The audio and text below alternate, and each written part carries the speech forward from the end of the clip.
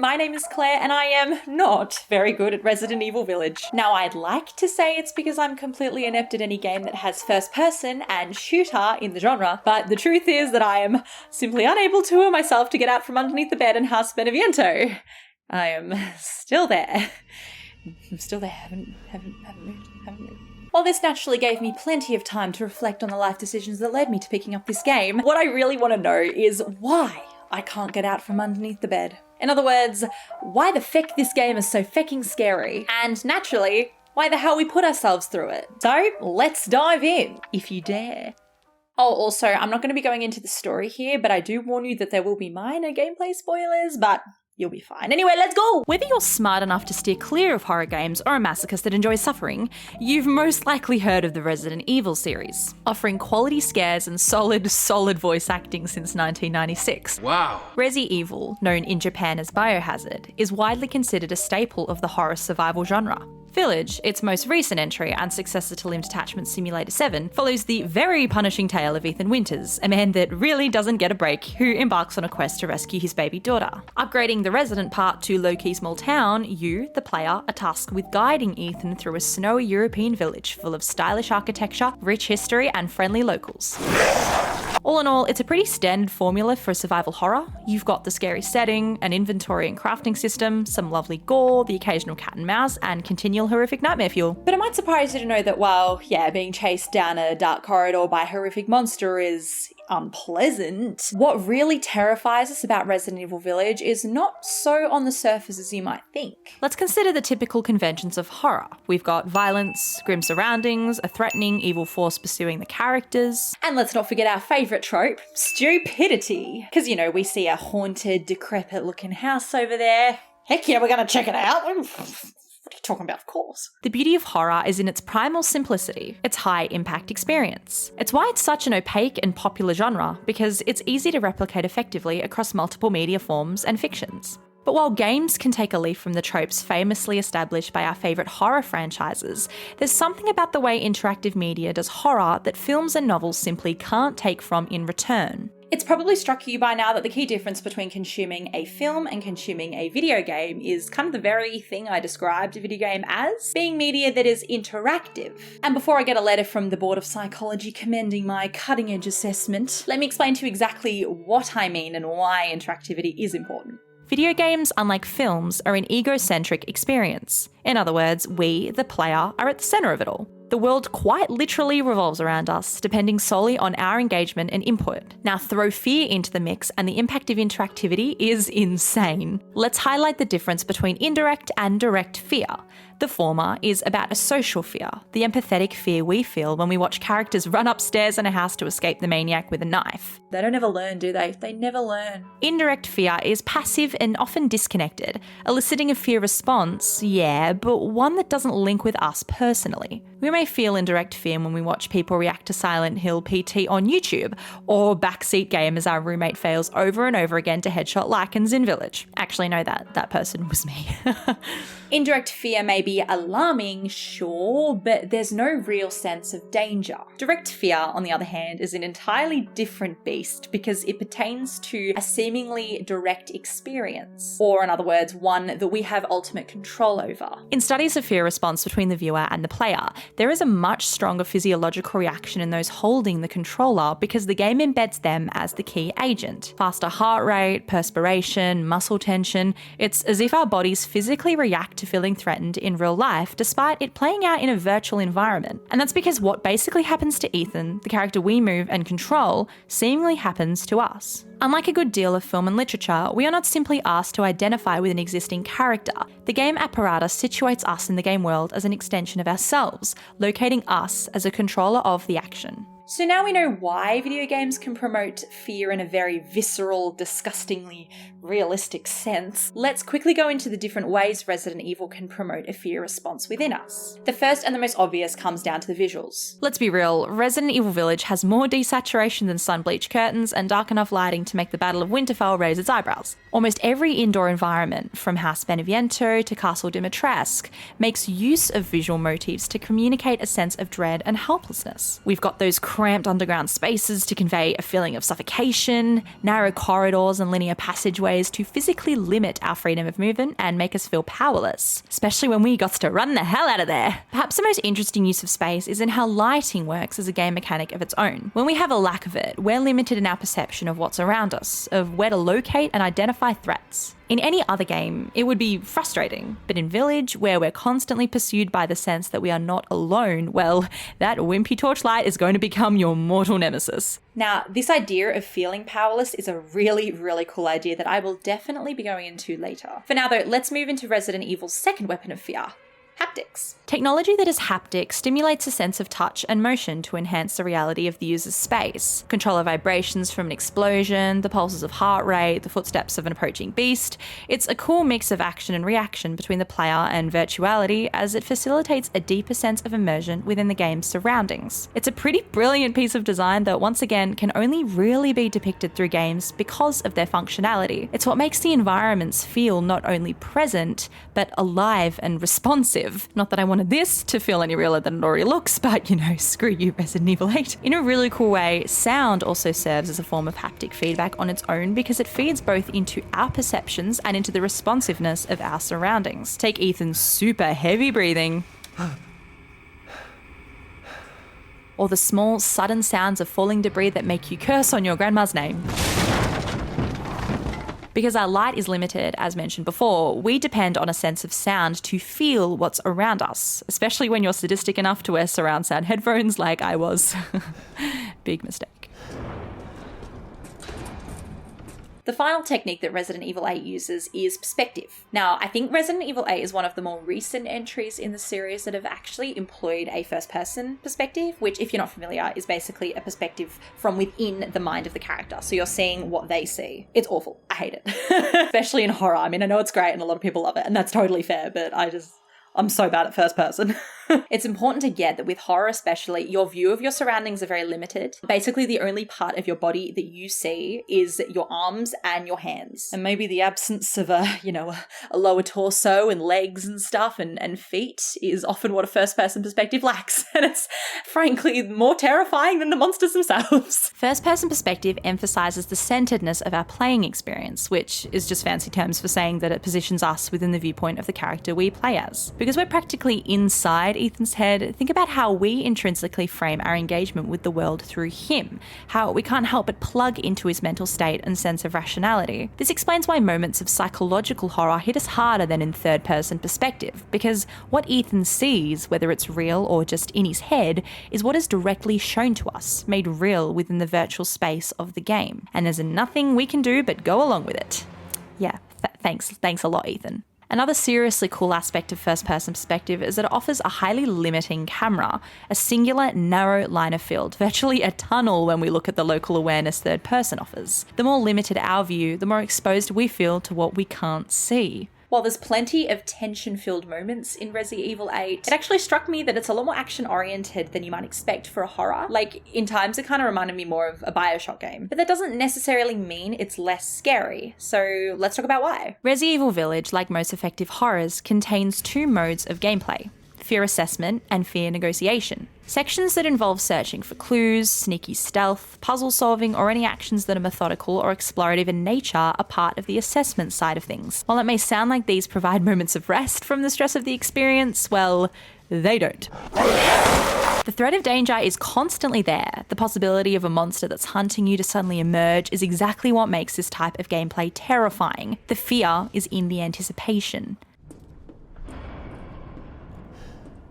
When that anticipation breaks and the threat finally presents itself, we're forced to react in some way, to either stay and shoot the bejesus out of it or to flee the flip out of there. That's the fear negotiation speaking. You've probably got the idea by now that it's the balancing act between fear assessment and fear negotiation that raises the stress levels of players getting through Village. Especially for a linear style game, these two modes work a bit like pacing in a narrative, the constant on and off that leaves us hungry for the next scary moment. Exploring, puzzle solving, running away, sneaking, being attacked, wandering, shooting and being eaten and regretting life decisions.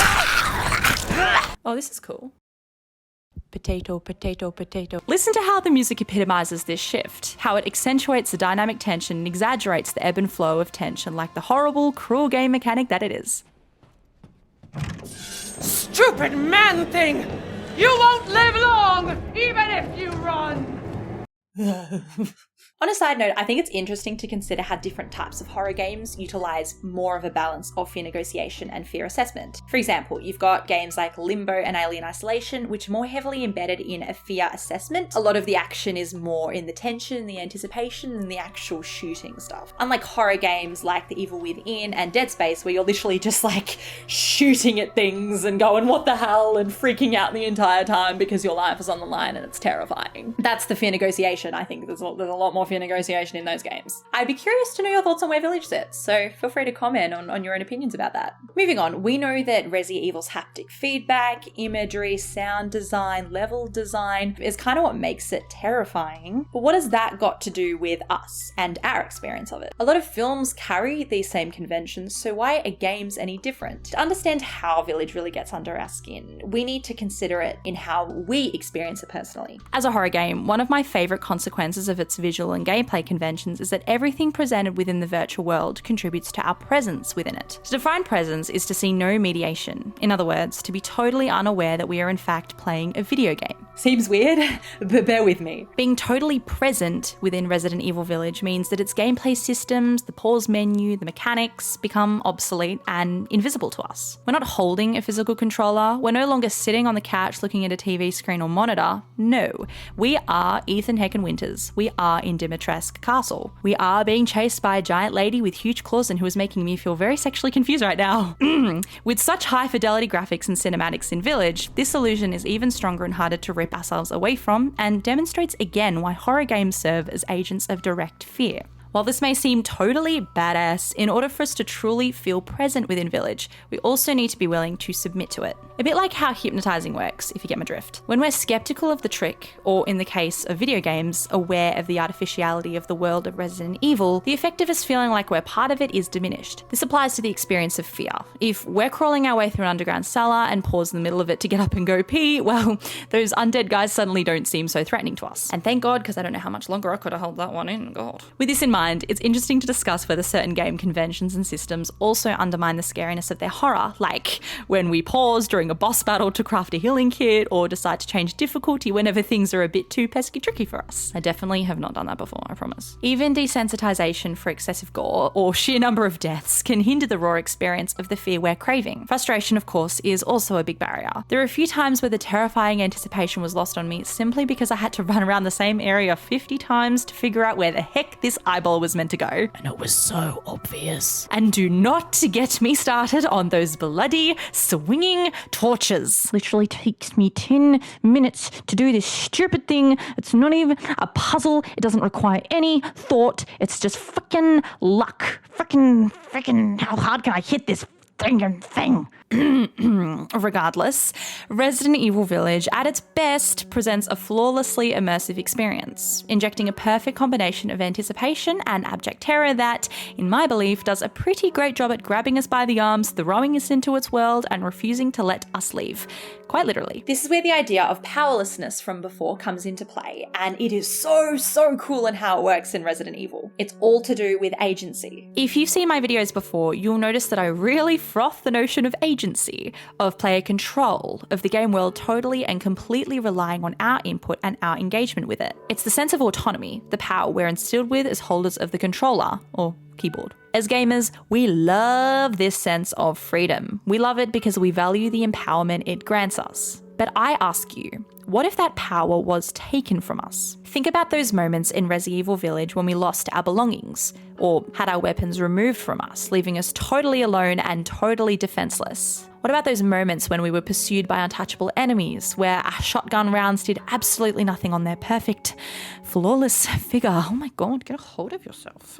Horror games, above all, threaten our agency. Village especially revels in this denial, in giving us a massive middle finger whenever we begin to feel as if we're on top of things again. Think about it, we're so used to being in control, in leveling up, in gaining power, that when those player privileges are threatened or simply taken from us altogether, that's where the fear truly comes from. The sense of safety, predictability, comfort, it's all gone, and we're made to feel powerless, weak, and hopelessly vulnerable. So if we play games for pleasure, why the heck do we volunteer to put ourselves through this? Well, it's actually to do with our evolution. This can be considered the paradox of horror and really explains why the genre is so successful as a whole. Research on the impact of horror demonstrates that it is crucially dependent on our evolved mental architecture, which is fancy terms for how it relies on our primal fears to really give us the thrill of the scare. A dread of the dark, for instance, originates from how it limits our perceptions and awareness of our surroundings and thus hinders our chance of survival. A fear of horrific monsters with claws and teeth reflects our intrinsic response to flee from dangerous, aggressive predators. A disgust in zombies, a staple of a lot of horror fictions, comes from how we're unsettled by the undead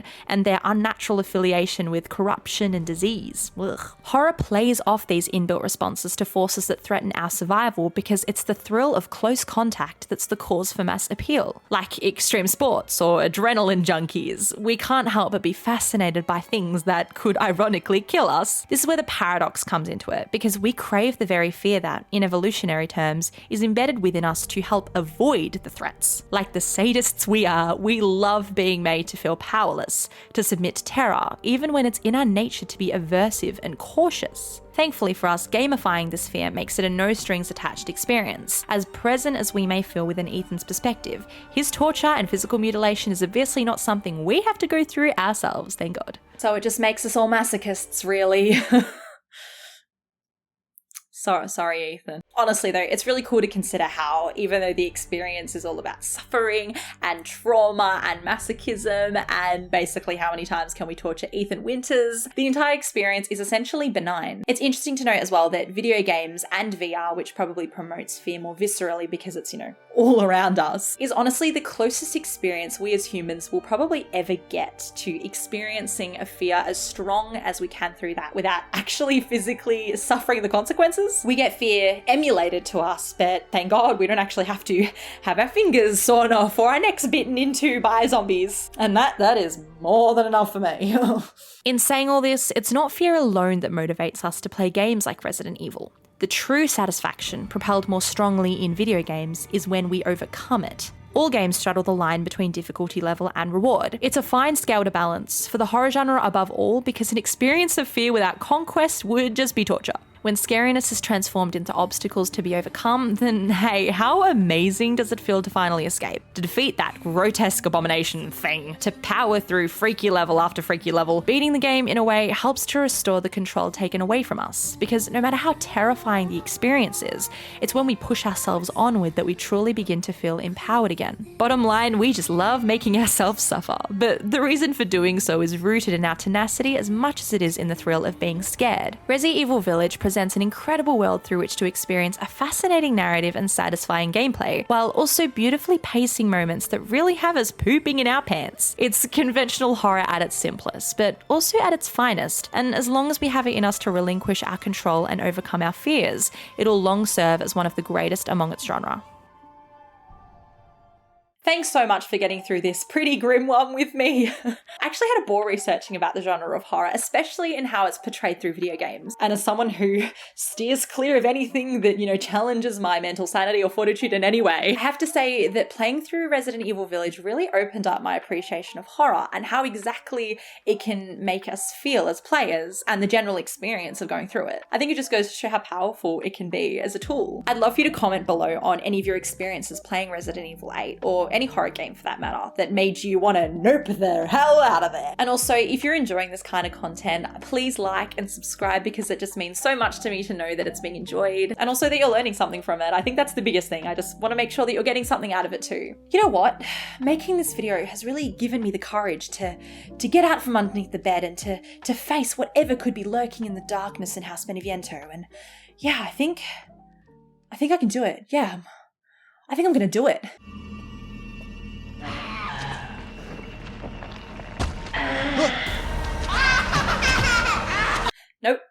Nope.